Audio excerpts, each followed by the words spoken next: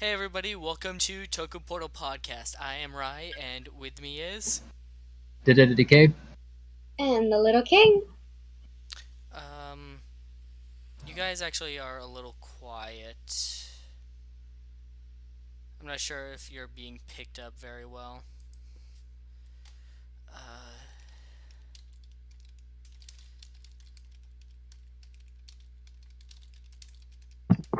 let me... My mic's all So, the way up, so. it might be on my end.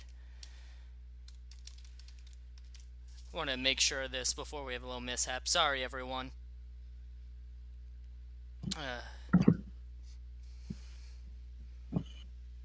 If you two could just talk for a little bit so we can get a good reading. Oh, he says you guys are okay. Alright.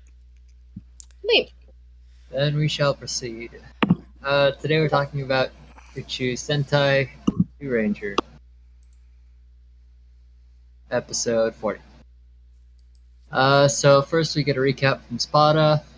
We open up with the Rangers playing baseball against Dark Matter. Spada is narrating.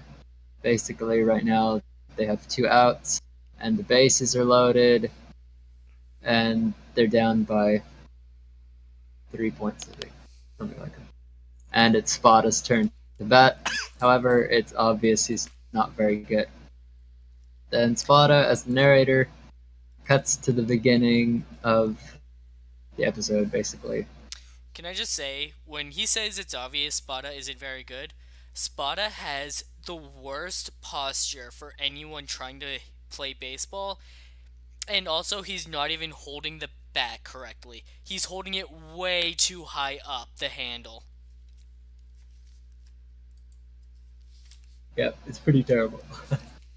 um, so yeah, that was an interesting opening. Haven't had a character narrate in a while.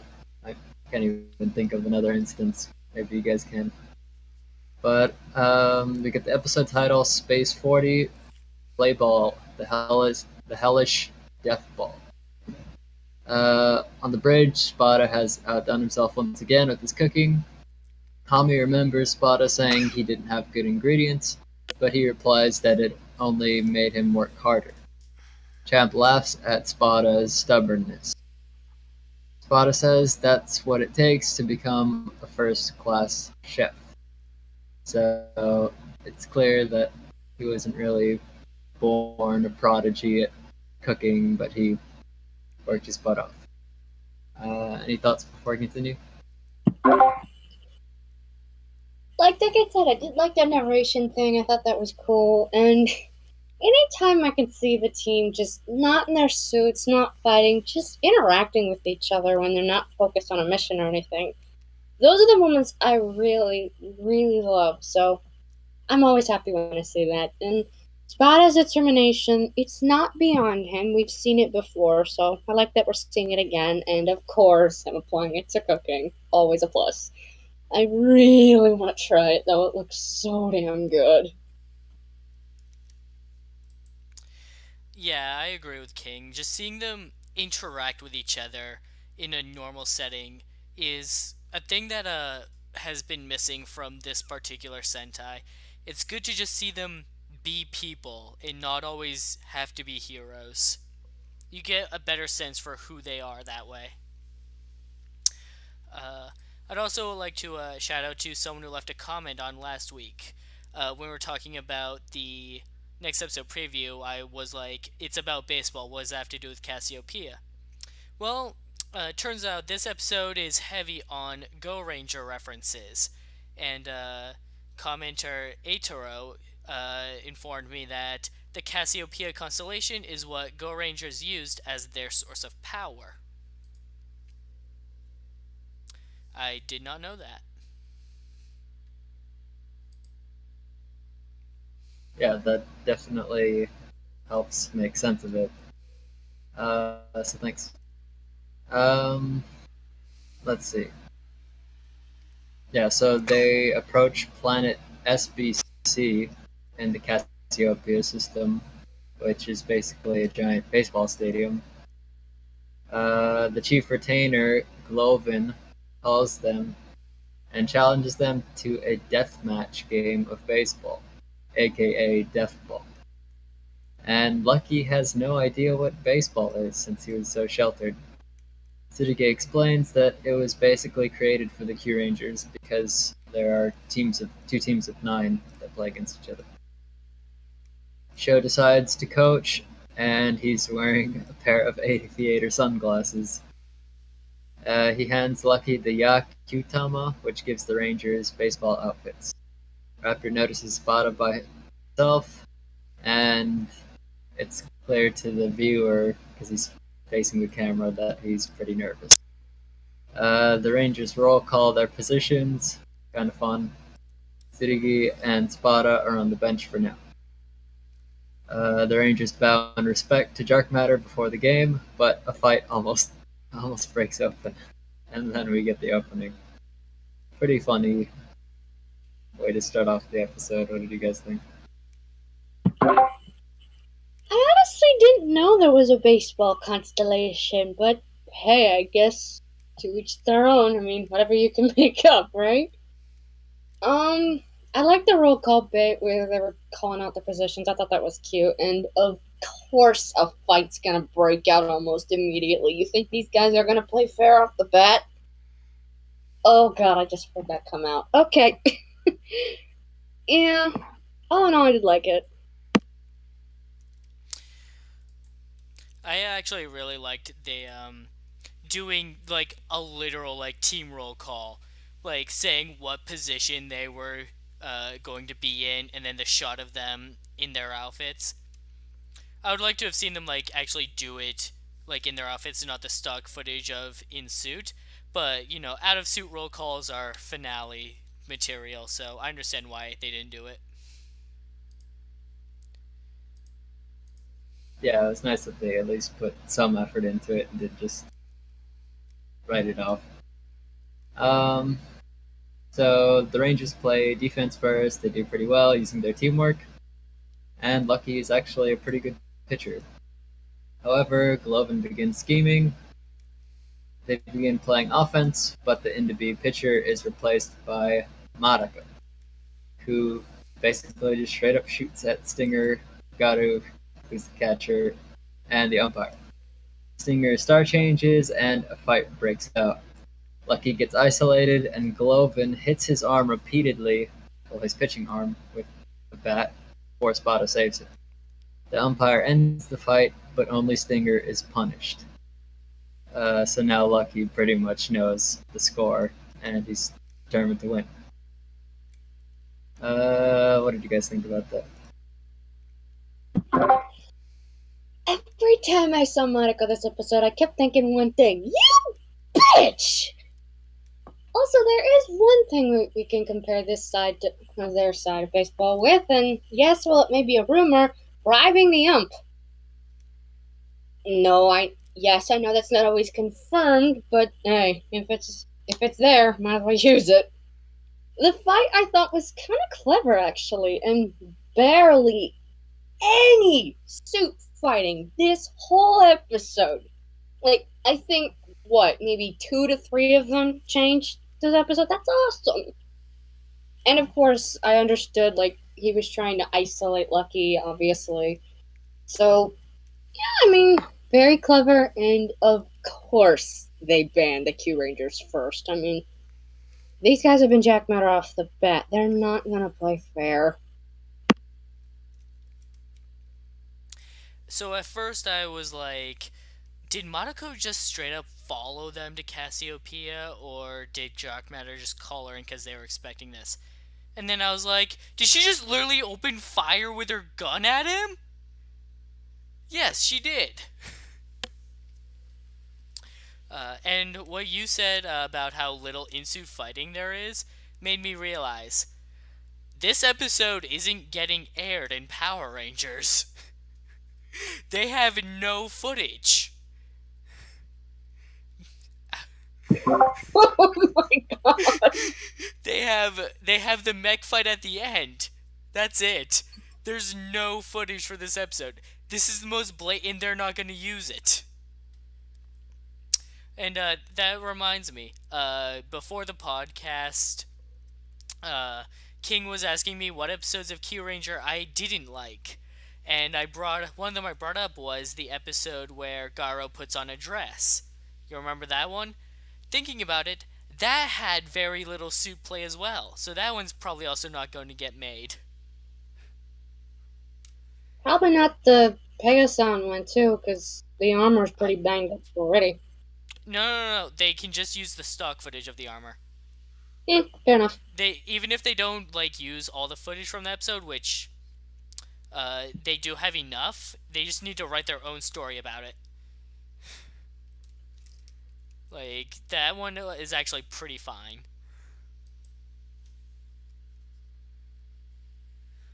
So, Lucky actually manages to hit a home run, but it's clear that his injuries will keep him from pitching. Bada takes Stinger's place as batter since he got removed from the game. However, it's pretty obvious that Spada is bad at baseball. He's pretty much afraid of the ball. He strikes out, and the Rangers go on defense. Tsurugi is not worried, however, because, he's a legend, and he actually pretty much strikes out everyone. And then he hits a home run after Spada fails with 2 bases loaded. So yeah, KyuuRangers have a pretty decent advantage. And it was nice having Tsurugi show off again. We haven't had that in a while, actually. On defense, Glovin and Darkmatter begin cheating with the refs on their side. And then Glovin starts using Demon Ball pitches on which pretty much knock out Tsurugi, Champ, and Gut. And I'll admit, I chuckled a bit when basically the ball just uppercuts Garu and knocks him out. That was pretty funny. On offense, Dark Matter continues playing dirty and takes the lead. Bada narrates that when we catch up to the beginning of the episode. So yeah, what did you guys think? Yeah, that little statement I said about Monaco still applies because that bitch opened fired on Balance and Naga. Oh my god, no. Just no. And the ump was right there. I'm honestly shocked Naga wasn't covered in bandages like Balance. Oh, I forgot to say, did anyone before this notice Balance's new aesthetic? Yes. For those of you who what are you Fabulous talking eyebrows. about? he had glued on eyebrows. I didn't notice that. That's awesome. I love Champ's aesthetic though, with the freaking Okay, twig hanging out of his mouth. dance. Go back to when they do the dance, you'll see it. But yeah, just them playing dirty the whole time. I understand it because it's them, but shit, how did Monaco split the baseball 8 ways? I don't How know, does but it was that really make sense? dumb. In a low blow. Oh my god. Not to mention those devil pitches, though. I mean, when I saw Garu's, it felt like I was watching a wrestling match for a second. Just that. Oh man, it did not look pretty. Champ, his was alright. Decade, you may have laughed at Garu's. I died during Tsurugi. The outro alone made it worth it. So, dirty playing, so makes definite sense in my book. Yeah, when Raptor first transformed to fly up and catch the ball, I'm surprised they didn't try calling her out for cheating then. And then, yeah, Naga and Balance, their teamwork together, and then they're doing their, little thing together. Oh my god, they are the best. I just love them so much. I also love seeing Balance fucking bunt the ball. Though I have to say, that felt like a very needless overreaction to Spada not liking baseball. They acted like Like they thought he was like the king of baseball, and then suddenly found out he was a fraud when he never said anything about it. I guess they're surprised because Bada's generally on top of his shit, unless he gets turned into an old man. But so I guess that was surprising to them that he has some flaw. Not to mention, they've never had to come across an experience like this. Fighting, he's held his own. Cooking, obviously. They've never really reached a point where he's had to show off his athletic prowess beyond fighting. So, misinformation, I guess. Yeah, they just kind of jumped to their own conclusions. And yeah, I just couldn't handle it when I saw Tsurugi's hair after that fireball. Like, oh my god.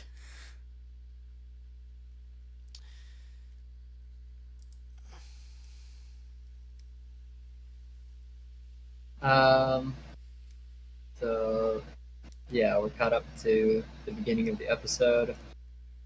Bada asks Glovin why he isn't using his demon pitches on him, and he responds that Spada is useless, so there's really no point. He gets his second strike with just a regular, easy pitch. Sholompo calls a timeout for the day because the sun begins going down. Glovin agrees, convinced that one day won't really make a difference. They're still gonna lose.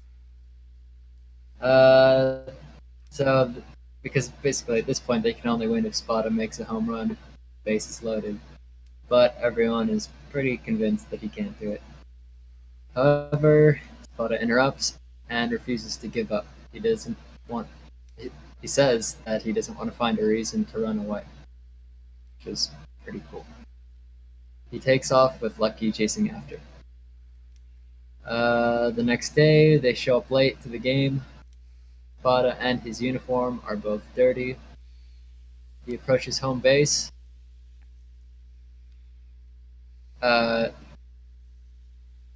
Telling Glovin, well, he basically taunts him to throw a death ball straight at his head. Sorry. Of course, making him laugh. Glovin laugh. Tsurugi is pretty concerned, but Raptor is confident because she watched him train with Lucky all through the night. Lucky tells them to believe in Spada and mimics one of his poses, which was pretty funny because that was like right before a commercial break. Yeah, so what did you guys think of that mini montage sort of thing? Another subtle interaction scene? Short, yeah, but it worked. The little montage bit with Spada I thought was so adorable. Raptor, like, crying at his determination. Lucky, of course, helping him is a good plus.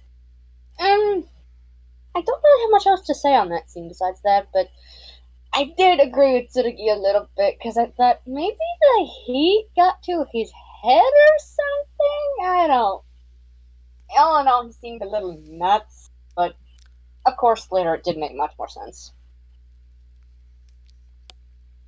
I honestly thought that he was taunting him to hit him, and that if he took the hit, that would be a ball, and he would get a free walk to the base.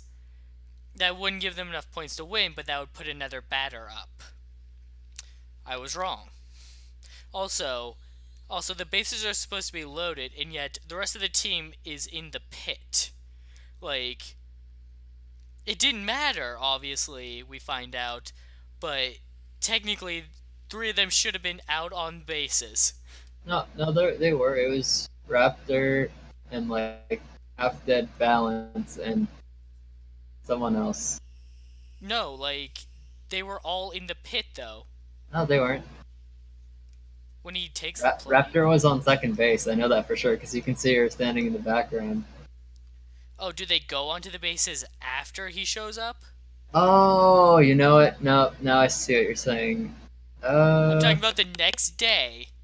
Yeah. The next day, the bases are supposed to be loaded, and they're all I'm in the pit. Sure. Yeah, I think once he shows up and Yeah. Once he shows up and starts making the speech, then everyone goes to their bases, Okay, I missed that like part. off of camera. Yeah, it's Because I off was wondering, camera. like, That's why why. are they just all in the pit? Yeah, because Raptor is on second base. But yeah, that was off camera, so it was probably confusing to some people. But anyways, um, yeah. So Glovin pitches the demon ball, and Spada calmly drops his bat and star changes to use his helmet's horn for a home run. Pretty clever. Reminder that So he's a sword. His suit is a swordfish theme, so he basically has like a nose thing. yes, sticking out of his face. um, yeah. I guess the training didn't go that well, and I kind of just came up with that idea. But it was pretty cool nonetheless. Monaco is fed up and fires at the Rangers. Bada deflects the bullets and remembers that he wasn't good at fighting or cooking either at first, that it took blood and sweat to get where he is today, which is pretty much the same with all the other Rangers, and that's why they're strong. Cassiopeia Qtama, well, I'll let you guys talk about the home run that he made. What do you guys think? Okay, can I call this a badass moment? Because this dude was able to take literally what's called the swordfish killer double pitch, drops the bat, and takes a flying energy ball as big as him at 60 miles an hour with his head and gets a friggin' grand slam out of it. And then he's just deflecting bullets like it's nothing. He gives a victory speech. That was badass. This might very well be Spada's finest moment in the series. He is a really good character. It's just a shame that we haven't been able to see a lot of it because the cast is too big. They can really only focus on like one or two at a time. And Spada has unfortunately been taking second base, no pun intended, to a lot of other characters.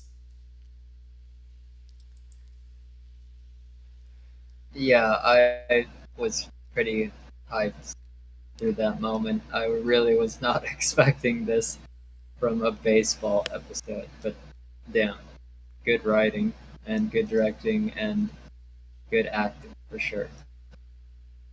Um, so yeah, Monaco shoots at them, Spada deflects the bullets, gives the speech. The Cassiopeia Qtama forms in his hand, which summons KyuuRanger Hurricane, which is basically a baseball with all their colors on it. They pass it to each other, avoiding Indabi, before Spada throws it at Lucky, changes to Shishiorion to bat the ball at Globin. And then we get like a Tokuger sort of thing, and it turns into a victory flag, and it squashes it. And I have to say, I did laugh out loud when Raptor threw the ball with all her might, and it just smacks Show in the face. That was pretty fun. She's been wanting to do that for so long. You can see there is a glint in her eyes. How can you tell she's wearing goggles? It's there. You can tell. And the best part is she is just a costume, and you can tell it's there. This is what her entire moment in this series has been leading up to. And the best part is she can't get benched for it.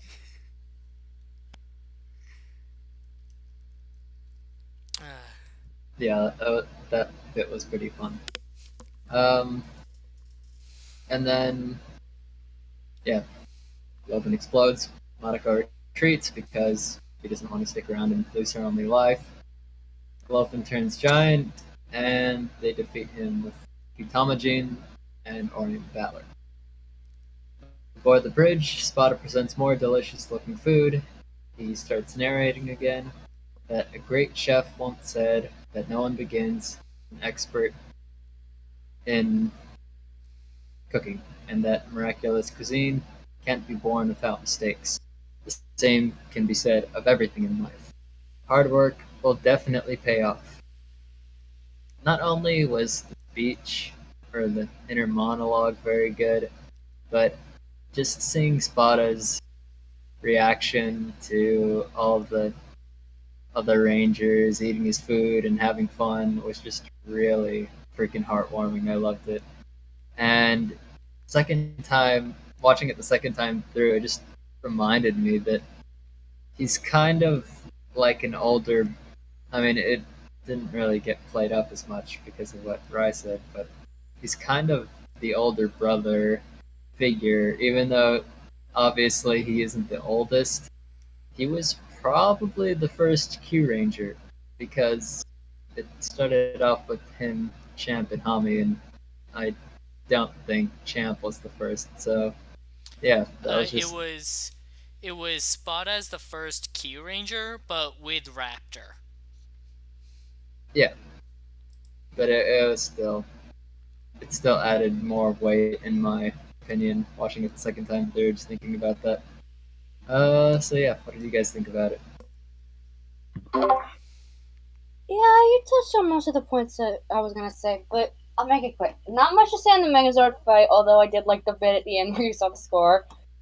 That hurricane reference, though, I watched that part at least 4 times because that is my favorite damn part. Like Rice said, Raptor just smacking Show at the ball, and then just it's such a good Go Ranger reference, and I adored every second of it. And the final scene at the end, I like the speech. I like that we're leading up to what's coming next week. But one point I wanted to get across with this scene especially was that the reason I love seeing the different interactions so much is because you can see different reactions depending on who you're watching. Like, the brothers I saw especially this week, because, like, when they're picking out who's gonna be on what position, you can see, like, Kotaro cheering and Champ just patting him on his head. When they're cheering Spada on when he gets the home run, Garu's running with Kotaro on his shoulder, Stinger's bowing towards him. And of course, with this one, like Stinger's spinning, you can see Lucky like dipping back. You can see like Kotaro choking on a spoon because he's eating it so much. He's sharing, Naga's sharing with Garu. Balance is running around the room. It's just so rich with the different ways they react to things, and I love that so much. So this was really, really good for me. One way, like, one key to like storytelling is humanizing your characters, just making them real. And this is the best example we've gotten in all of KyuuRanger, where they're just being just normal people. They're having fun, they're enjoying themselves.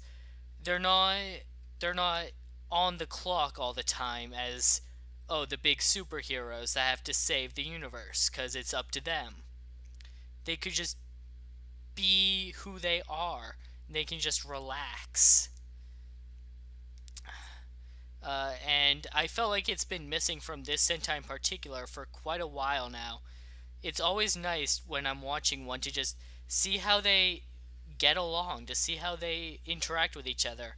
And we haven't really been able to see them interact with each other because they've always been so busy and only talking to like 2 other people. Also, I liked seeing Stinger take sympathy on Show at the end there, where Show expected them to lift him up, and they all went for Spada instead.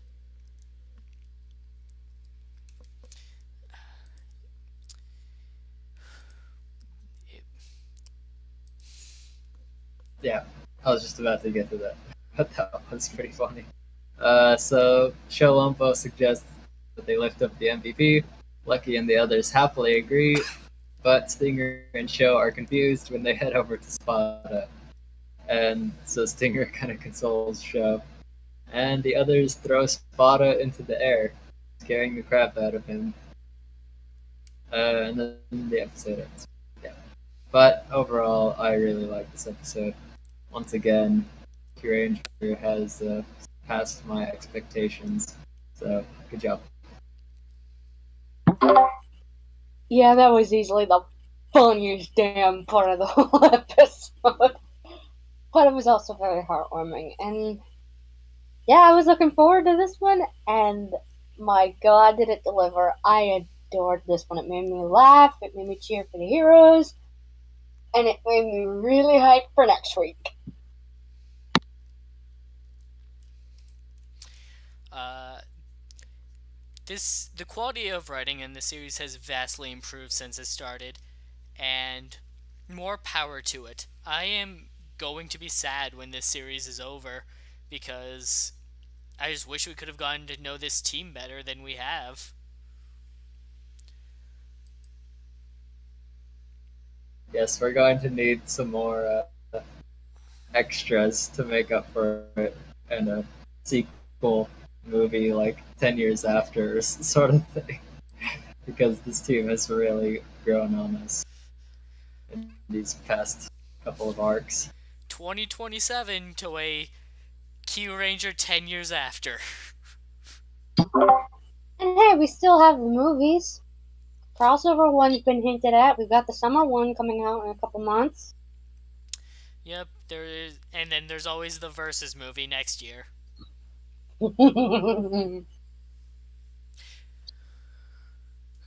With, I think that's all. Anyone else have anything else to say? Nope. Huh. I'm going on my end. We only went for a half hour. It felt like longer. Well, despite this being a short podcast, this was a good episode. We all enjoyed ourselves, and we hope you enjoyed it too. Thanks for joining us. Tomorrow we'll be doing Kamen Rider Build, and then back next week on Tuesday for more KyuuRanger. See you next time. Thanks for listening. Later, taters.